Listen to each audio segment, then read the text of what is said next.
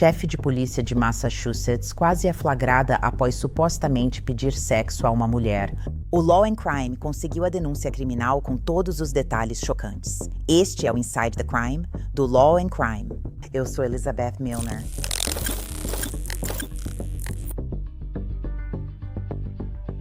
Esse caso veio à tona na semana passada, quando o chefe de polícia foi flagrado no estacionamento de uma escola local. Mas, como sempre, essa história tem mais detalhes. Michael Alibozak era chefe de polícia do Departamento de Polícia de Cheshire desde junho de 2022. Agora, a carreira dele está em risco. Vamos ver o que a polícia relata. Na semana passada, dia 6 de novembro, uma mulher fez um anúncio online. Não sabemos em qual site o anúncio foi publicado, pois isso fazia parte de uma operação secreta. Uma policial disfarçada ou unidade de cobertura colocou o anúncio especificamente em um site para acompanhantes independentes, acompanhantes de agências e outros prestadores de serviços adultos. A policial disfarçada até usou o aplicativo Call.io para criar números de telefones secretos e ligar ou mandar mensagens para possíveis infratores. Por outro lado, a polícia também usa isso para contatar as vítimas. Neste caso, porém, a policial disfarçada recebeu uma mensagem de texto de um homem que, segundo a polícia, deixou clara sua intenção, e esse homem seria supostamente o chefe Alibozak. As mensagens chegaram antes das 9 da noite de 6 de novembro e, segundo a denúncia, foram enviadas por Michael. As mensagens riscadas foram enviadas pela mulher que, segundo a polícia, Michael não sabia ser uma policial disfarçada. Aqui está o que eles dizem de acordo com os documentos da polícia. Michael, você está livre para atendimento externo? Policial disfarçada. Sim, Michael. Disposta a vir para Adams? Policial disfarçada. Onde em Adams? Michael. East Road, logo depois da divisa Adams-Cheshire. Policial disfarçada. Você pode vir mais para o sul? Michael. Prefiro não sair. Sem problema, se não quiser vir. Minha filha vai chegar em casa por volta das 10h30, então tem que ser rapidinho. Policial disfarçada. Eu só não gosto de ir na casa de pessoas aleatórias. Sem ofensa. Podemos nos encontrar na rua ou no carro, Michael. Se for rápido, vamos ao Hoosac. Depois talvez você possa ir na minha casa, mas só preciso estar de volta e você sair antes da minha filha chegar. Eu moro a mais ou menos 1 quilômetro da escola. Policial disfarçada. Posso fazer isso. Quais serviços você quer para eu passar o preço? Hoosac é perto de mim. Michael. Só meia hora. Ou quer detalhes? Policial disfarçada. Olha, querido, o preço depende disso também. Michael, te vejo no estacionamento do campo de futebol. Você não é policial, né? Policial disfarçada. Claro que não, não vou arriscar problemas. Já estou indo. Você é policial? De onde vem? Te encontro lá. Não mesmo. Policial disfarçada. Linha Pittsfield Lanesboro. Espera, você não me disse o que queria. Michael, quero te virar de costas e transar. Policial disfarçada. Pode apostar. Te vejo em 15 minutos. Qual seu carro? Estou dirigindo um RAV4. Michael, Toyota picape preta. Está há quanto tempo? Policial disfarçada. 10 minutos. Michael, acabei de chegar. Não prefere me encontrar na minha casa? Fica a 2 minutos. Policial disfarçada. Ok, estou quase aí. Michael teria enviado a última mensagem para a mulher às 21h43 de 6 de novembro. Às 9h45, policiais chegaram à escola em carro descaracterizado. Ao passarem pelo estacionamento, uma Toyota Tacoma preta se aproximou. Os policiais disseram para Michael sair do veículo e, de acordo com a denúncia, o algemaram logo em seguida. Desta vez, Michael estava do outro lado dos direitos Miranda. Em vez de lê-los, eles estavam sendo lidos para ele. Michael disse que foi um grande mal-entendido. Segundo sua versão, ele disse aos policiais que estava no site para tentar tirar as garotas das ruas. Ele afirmou que se encontrava com as mulheres, conversava com elas, até levava comida para elas e tentava colocá-las no caminho certo. Ele disse que já fez isso com 4 ou 5 mulheres antes, apenas para ajudá-las, sem envolvimento sexual. Segundo documentos judiciais, o chefe de polícia disse ter descoberto o site de acompanhantes há 1 ano. Ele se encontrou com uma russa de Pittsfield e outra de Lenox. Essas mulheres não voltaram ao site desde então e ele espera que estejam bem. Mikhail teria dito à polícia que acredita que as mulheres confirmarão sua versão, mas há um problema. Ele não poderia contatá-las. O relatório diz que Mikhail Alibozak é casado e tem 2 filhos.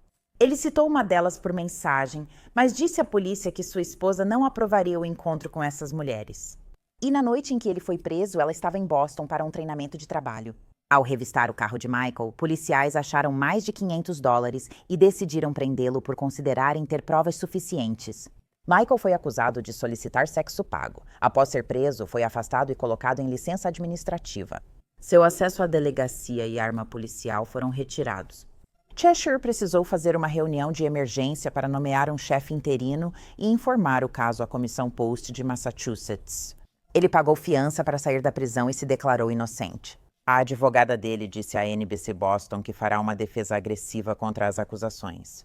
A defesa dele e nossos investigadores acompanham informações recebidas que acredito serem úteis para sua defesa e possível absolvição.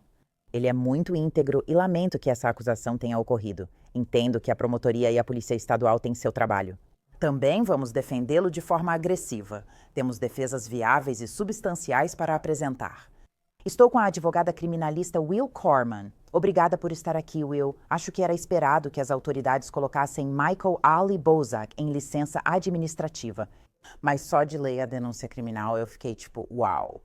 Especialmente quando ele perguntou para a mulher, que na verdade era uma policial disfarçada, se ela era da polícia. O que mais te chamou a atenção ao ler a denúncia criminal dele?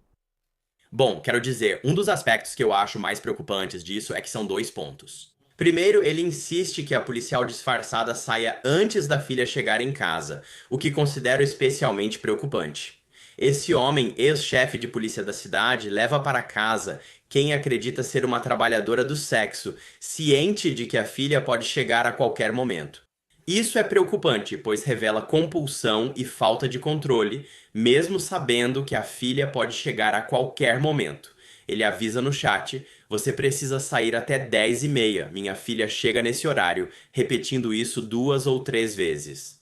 Sim, foi bem chocante só de ler todas aquelas mensagens. E eu acho que quando eles chegaram a um acordo de se encontrar no estacionamento da escola de ensino fundamental, médio. E claro, era por volta da noite, mas ainda assim é bem ousado fazer isso meio que às claras. Qual é a sua reação ao fato dele ter sido preso no estacionamento de uma escola de ensino médio fundamental?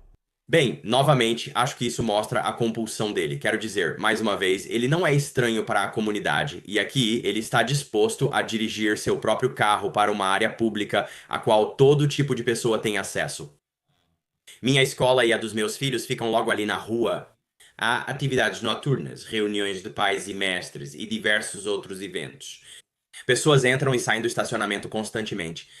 Como você disse, não foi um encontro às 2 ou 3 da manhã, mas sim por volta das 9h30, quando isso ainda acontece. Sim, sim. E então eu sei que a prisão fazia parte de uma operação maior. Como advogada criminal, você vê outra advogada dizendo que isso foi uma armadilha?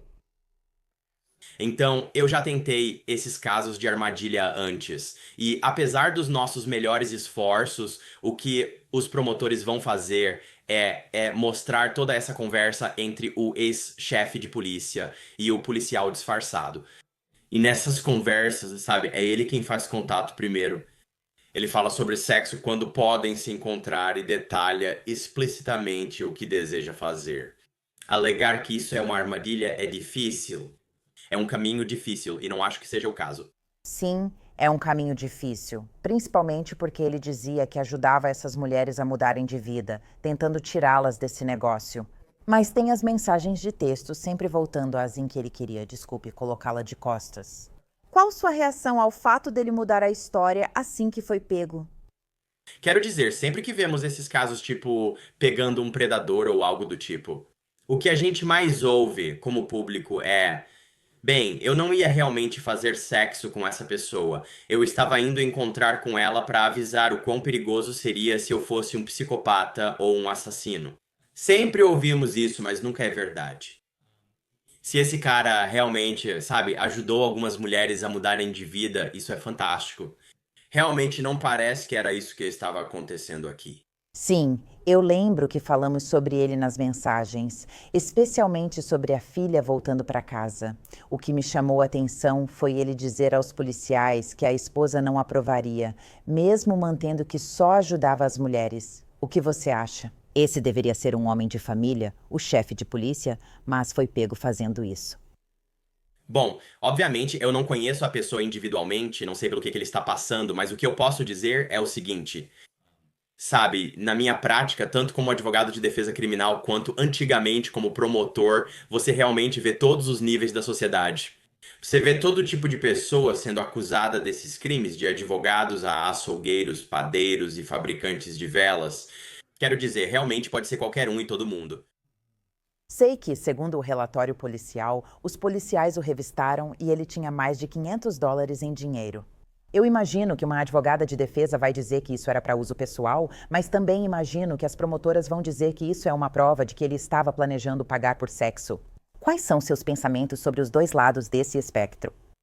De novo, não era. É muito dinheiro, mas não é uma quantia tão alta que ninguém pudesse explicar porque tinha US$ 5.000 no bolso às 9h30 da noite, numa noite de aula.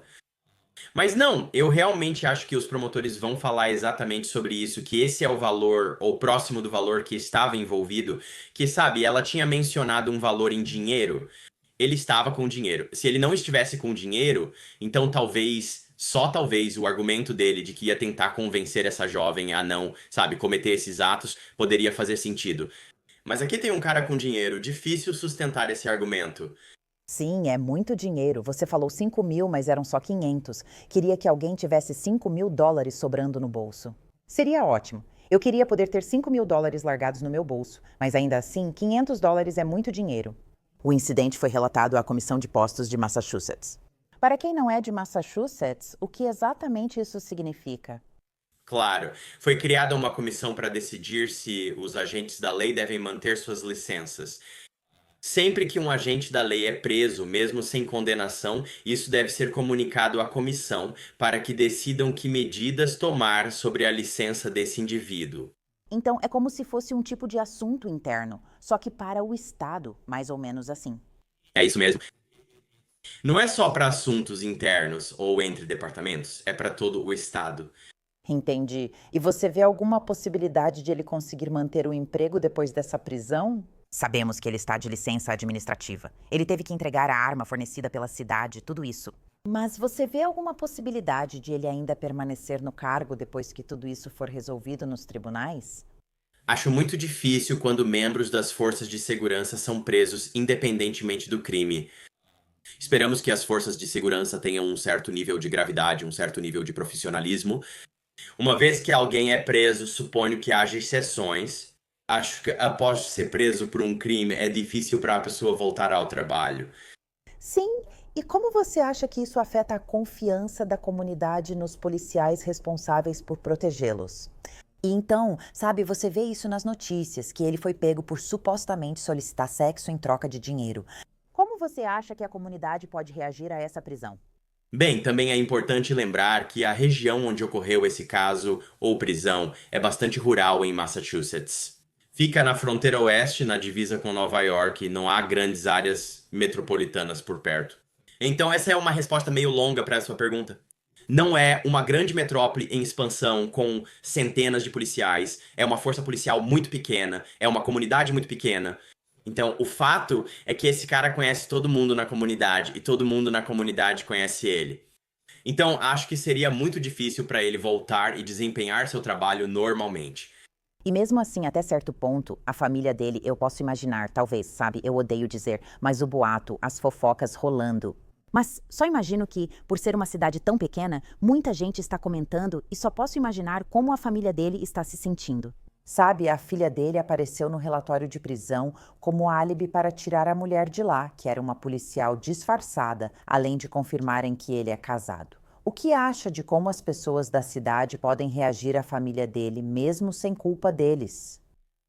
Eu diria o seguinte: a grande maioria dos crimes traz consequências colaterais que vão muito além do próprio indivíduo que está sendo acusado. Então, não importa de qual crime você está sendo acusado. Membros da família se envolvem e membros da família se machucam. E quanto mais sensacionalista for o crime, eu acho que maior é o risco ou a probabilidade de que membros da família sejam machucados e impactados pelas ações dos indivíduos. Recentemente, ele se declarou inocente das acusações e sua advogada disse que planeja uma defesa agressiva. O que você acha que acontecerá agora no caso dele?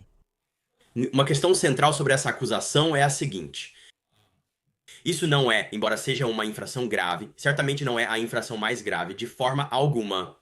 É comum que acusados desse crime recebam liberdade condicional não supervisionada, com alguns termos e condições.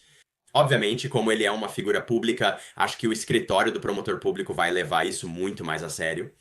Eles podem querer punição mais severa do que dariam a qualquer pessoa na rua. Mas mesmo assim, a probabilidade desse cara cumprir pena ou algo do tipo, isso simplesmente não é realista. Você acha que as acusações dele podem ser retiradas no futuro? Sei que conversamos antes sobre a defesa poder ser uma armadilha. Mas você acha que esse caso pode ir até o fim, talvez até o julgamento por acaso? De novo, com o que a gente sabe sobre esse caso até agora, analisando as mensagens entre o rapaz e o policial disfarçado, acredito que seria difícil levar o caso a julgamento. Não é impossível, só difícil.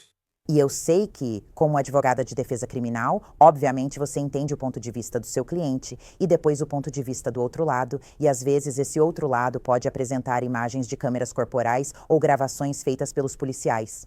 Como é difícil ver imagens da câmera corporal em tempo real quando finalmente assiste? E não necessariamente corresponde ao que seu cliente descreveu que aconteceu. Quão difícil isso torna a defesa do seu cliente quando esse é o caso? Quero dizer, eu diria o seguinte. Embora eu aprecie quando meus clientes me contam a versão deles dos fatos, se a versão deles correspondesse exatamente ao que aconteceu, provavelmente eles não teriam sido presos por um crime. Isso é muito verdade. Isso é muito, muito verdade. E eu sei que algumas pessoas, obviamente, todos nós somos humanos, certo? Todos nós, de certa forma, tememos a autoridade, até mesmo nossa advogada de defesa criminal. Mas eu sei com certeza que, talvez de alguma forma, eu vejo isso se resolvendo, onde, concordando com você, Will, eu não acho que ele vá cumprir pena de prisão. Mas eu fico me perguntando, será que esse caso vai avançar para acusações mais graves, ou talvez até ter as acusações retiradas? Vai ser interessante ver como esse caso continua se desenrolando. Will Corman, quero te agradecer muito pelo seu tempo e pelos seus insights sobre isso. Eu realmente agradeço. Obrigado por me receber. Eu agradeço. De acordo com a NBC Boston, Michael L. Bozak deve voltar ao tribunal para uma audiência preliminar em 22 de dezembro. Obrigada por assistir. Confira mais episódios no canal Law and Crime no YouTube. Eu sou Elizabeth Milner e este foi o Inside the Crime.